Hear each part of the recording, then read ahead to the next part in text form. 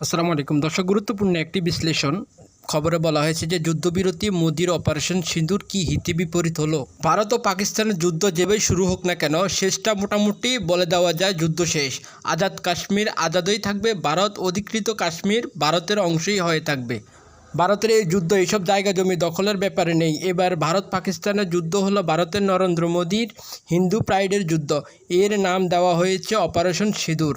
শুরু হয়েছিল কাশ্মীরের পেহেলগ্রাম পর্যটকদের উপরে হামলাকে নিয়ে ভারত পাকিস্তানের নেতাদের বাক যুদ্ধ দিয়ে। এই কথার যুদ্ধ দিয়ে ব্যাপারটা চাপ দেওয়া যেত, কিন্তু মোদির উপর পাকিস্তানের উপর প্রতিশোধ নেওয়ার জন্য উগ্র হিন্দুত্ববাদী গোষ্ঠীগুলো থেকে চরম চাপ শুরু হলো। প্রধানমন্ত্রী নরেন্দ্র মোদী উগ্র হিন্দু জাতীয়তাবাদী আদর্শ সামনে রেখে রাজনীতি করেন এবং হিন্দু ভোটারদের কড়া সমর্থন নিয়ে প্রধানমন্ত্রী হচ্ছেন। কাশ্মীরের এই হামলার জবাব না দিলে তার ভোট ব্যাংক ধস নামবে, তাই তিনি জেনারেলদের নির্দেশ দিলেন যুদ্ধের জন্য প্রস্তুতি নিতে। পাকিস্তানকে শাস্তি দিয়ে মোদী হিন্দু প্রাইড ও হিন্দু ভোট ব্যাংক টিকিয়ে রাখাই ছিল এই যুদ্ধের প্রধান উদ্দেশ্য। পাকিস্তানও আজ করে নিয়েছেন যে ভারতীয় হামলা আসছে, ভারতের সঙ্গে যে কোনো সংঘাত মোকাবেলা করতে পাকিস্তানি জেনারেলরা মোটামুটি সব সময় প্রস্তুত থাকেন। আসলে এটাই পাকিস্তানের জাতীয় আকাঙ্ক্ষার একটা মূল স্তম্ভ। জন্মের পর থেকে ভারত জুজুর ভয় দেখিয়ে পাকিস্তান জেনারেলরা কখনো সামরিক শাসন দিয়ে কখনো বেসামরিক ফক্সি দিয়ে দেশ শাসন করেছে। যেহেতু ভারতের সঙ্গে বেশিরভাগ সংঘর্ষই কাশ্মীরকে ঘিরে, একে জেনারেলদের কাশ্মীর কার্ড নামে অভিহিত করা হয়।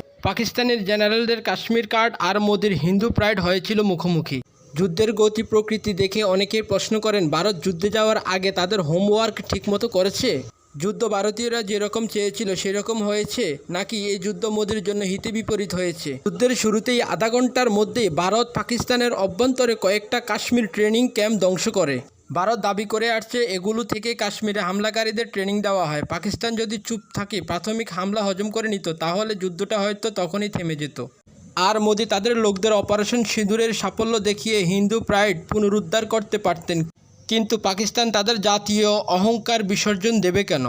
পাকিস্তান ভারতের সঙ্গে সমান তালে পাল্টা আক্রমণ চালিয়ে গেছে। যুদ্ধের প্রথম পর্বটা দুই পক্ষেই সীমাবদ্ধ ছিল মোটামুটি বেসামরিক লক্ষ্যবস্তুকে ঘিরে, যদিও যুদ্ধবিমান, ড্রোন ও মিসাইল সবই ব্যবহার করা হয়েছে।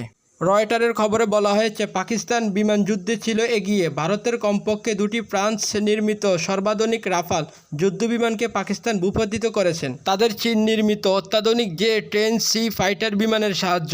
এই প্রথম কোনো যুদ্ধে চীনা জে-10C ব্যবহার করা হলো। চীন এই যুদ্ধে তাই অনেক লাভবান। ড্রোন যুদ্ধ দুই দেশেই সমানতালে ছিল। ভারতের কাছে ইসরায়েলি তৈরি ড্রোন, পাকিস্তানের কাছে তুরস্কের তৈরি মিসাইল দুই দেশ নিজেরাই তৈরি করেছে, তার সমানতালে ব্যবহার করা হয়েছে। কলকাতার বাংলা দৈনিক আনন্দবাজার পত্রিকা জম্মুতে মিসাইল হামলায় বিবরণ দিয়েছেন এভাবে: জম্মুর আকাশে উড়ে যাচ্ছে যাকে যাকে লাল বল, বিয়ে রোশানয় নাকি সংবিত ফিরল হেঁচকা টানে। পাকিস্তান যুদ্ধ মূলত ছিল একে অন্যের জায়গা দখল করার যুদ্ধ। এবার জায়গা নিয়ে যুদ্ধ হয়নি, তাই ট্যাঙ্ক ব্যবহার করা হয়নি তেমন।